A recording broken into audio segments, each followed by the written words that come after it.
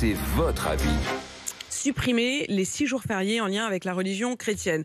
Noël, Pâques, la Pentecôte, c'est la proposition choc du maire de Grenoble, Éric Piolle, qui voudrait à la place des fêtes, je cite, laïques, qui marquent notre attachement commun à la République. L'élu écolo, il cite la commune, il cite l'abolition de l'esclavage, il cite les droits des femmes, et sa proposition, elle en tout cas immédiatement fait réagir une partie de la classe politique. Le sénateur LR des Bouches-du-Rhône, Stéphane Lerudulier, dénonce des attaques wokistes, je cite, du maire de Grenoble. Les attaques en règle de certains extrémistes comme M. Piolle, c'est du wokisme. La France est, je pense, culturellement laïque. Il ne doit pas y avoir une religion qui doit être au-dessus des autres. Mais elle est aussi culturellement chrétienne. Et gommer ces marqueurs historiques chrétiens, c'est en fait arracher la France à son histoire et le faire à sa main.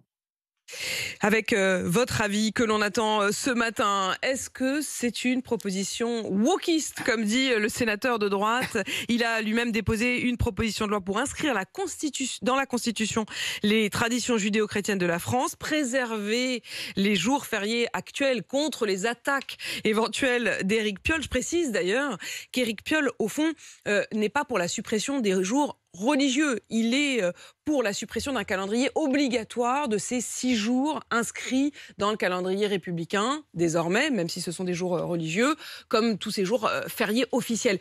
Mais en revanche, il est pour que tous ceux qui ont une religion puissent poser leurs jours fériés, c'est-à-dire l'Aïd pour les uns, Kippour pour les autres, ou le jeudi de l'Assomption pour ceux qui souhaiteraient le fêter. On est avec Maurice qui nous appelle de Fréjus. Bonjour Maurice.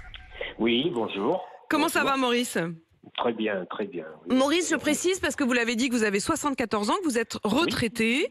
Oui. Vous avez, j'imagine, travaillé avec des jours fériés. Oui, j'ai travaillé 45 ans avec des jours fériés. Ouais. Et Et avec le aujourd'hui recul. Et aujourd'hui, et d'ailleurs, j'avais déjà cette liste. Je vous entends mal, Maurice. Vous disiez, j'avais déjà cette vision ? Zut, Maurice, on vous a perdu. On va vous rappeler. Oui, oui. Allez-y, Oui. je vous entends. Oui.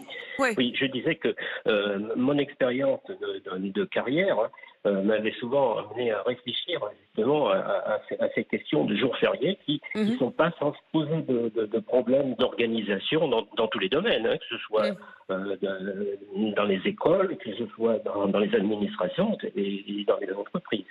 Pour moi, je serais pour garder 3 jours essentiels, hein, à mon sens, hein, qui sont le 14 juillet, donc qui a fondé notre République, le 1er mai, qui est une journée internationale, disons, du travail, et Noël, qui est tellement ancré, je dirais, dans notre, dans notre nos vies, culture dans notre chrétienne, voilà, et dans je veux dire, ce qui est également la culture chrétienne de la France.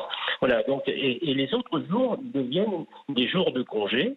De façon optionnel, des jours de congé optionnels. Je répète ce que vous venez de dire, Maurice, parce qu'on vous entendait assez mal, mais moi j'ai entendu quand même assez distinctement. Maurice, ce que vous dites, c'est qu'il y a 3 jours essentiels qu'il faut garder pour tout le monde, qui sont le 14 juillet, le 1er mai et Noël. Au fond, vous gardez quand même une fête chrétienne, mais parce qu'elle est devenue une fête universelle, c'est Noël. Le 1er mai, parce que c'est la fête du travail pour tout le monde, et le 14 juillet, parce que c'est la fondation de notre République. Pour les autres, il faudrait les remplacer par des jours de congé optionnels. Si on souhaite poser son lundi de Pentecôte, on pose son lundi de Pentecôte. Et si on ne le souhaite pas, si on souhaite à l'inverse poser l'Aïd ou autre, c'est-à-dire que c'est une proposition. Maurice, je voudrais aussi avoir votre avis. Nicolas, Manu, Charles, il y a ici une question. Il y a une question d'abord de tradition.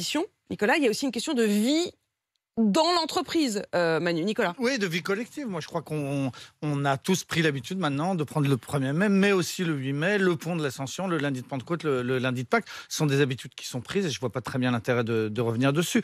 Alors, effectivement, un certain nombre de ces fêtes sont religieuses, d'autres ne le sont pas. Donc, celles qu'on vient de citer, le lundi de Pentecôte, religieusement, il ne représente rien. C'est-à-dire que le lundi de Pentecôte, aujourd'hui, les gens ne vont pas à la messe. Ce n'est pas un jour religieux. Non. C'est juste pour se remettre de toutes les communions qui ont eu lieu le dimanche de Pentecôte. Parce que tradition, voilà. Donc, généralement, le dimanche on a de trop bu le dimanche de Pentecôte Pâques, hein. et on se remet le lundi de Pâques, c'est pareil. Donc, mais sauf que ce sont devenus des habitudes. Moi, je suis pour qu'on les garde. En revanche, je trouve qu'il n'y aurait pas de scandale à fêter l'Aïd. L'Aïd est une fête qui concerne à de inscrire plus désormais comme un jour officiellement chômé pour tous les Français. Ça rajouterait un jour de férié à tout le monde. C'est pas plus mal de rajouter un jour de férié, je sens, Nicolas. Déjà, ça me dérange pas. Mais voilà. Et puis, ce serait une façon de partager quelque chose avec la communauté musulmane pour qui c'est un jour très important dont on ne parle pas assez. Mais bien Manu sûr, mais c'est facile. Hein. C'est-à-dire que dans le pays qui bosse le moins déjà au monde, le seul truc sur lequel on débat et on s'acharne et on truc, c'est comment faire pour organiser les jours fériés et avoir plus de jours fériés. Parce que le résultat,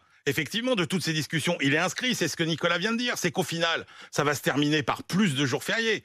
Ou alors, en réalité, on a le courage de dire la France est un pays qui a déjà parmi le plus grand nombre de jours fériés. Cela dit, souvenez-vous. On supprime les jours de fête. Souvenez-vous que le lundi de Pentecôte, si vous voulez les prendre, vous les prenez. Le lundi de Pentecôte, souvenez-vous, c'était Jean-Pierre Raffarin à l'époque qui avait bien tenté de supprimer ce jour férié. Finalement, c'est devenu un jour optionnel, c'est-à-dire un jour de solidarité. Ceux qui travaillent, comme nous, c'est une journée que l'on donne, au fond, en plus pour travailler. C'est pas vrai qu'on a le plus de jours fériés au monde. Les Américains ont plus de jours fériés. Oui, mais ils ont beaucoup moins de congés payés. Mais ils ont plus de jours fériés. Non, mais à l'inverse, ils ont beaucoup moins de vacances. Ludo est avec nous. Bonjour Ludo. Bonjour Apolline. Ludo qui est agent de sécurité à Saint-Étienne, qui à 6h48 travaille en ce jour de Pentecôte ou pas? Non, du tout. Non, donc c'est un jour chômé pour vous. C'est ça. Eh ben, on est bien heureux pour vous, Ludo, depuis notre studio bien matinalier. Ludo, qu'est-ce que vous en pensez, vous? Est-ce qu'il faudrait faire table rase et réécrire ce calendrier des fêtes? Mon propos, c'est de dire que l'objectif du patronat depuis plusieurs dizaines d'années, c'est de supprimer des jours fériés. Et je pense qu'utiliser le biais de les désacraliser, parce que le fait qu'ils soient sacrés, ça les rendait inamovibles en quelque sorte. Ouais. Du coup, ça va permettre de créer des jours fériés mouvants.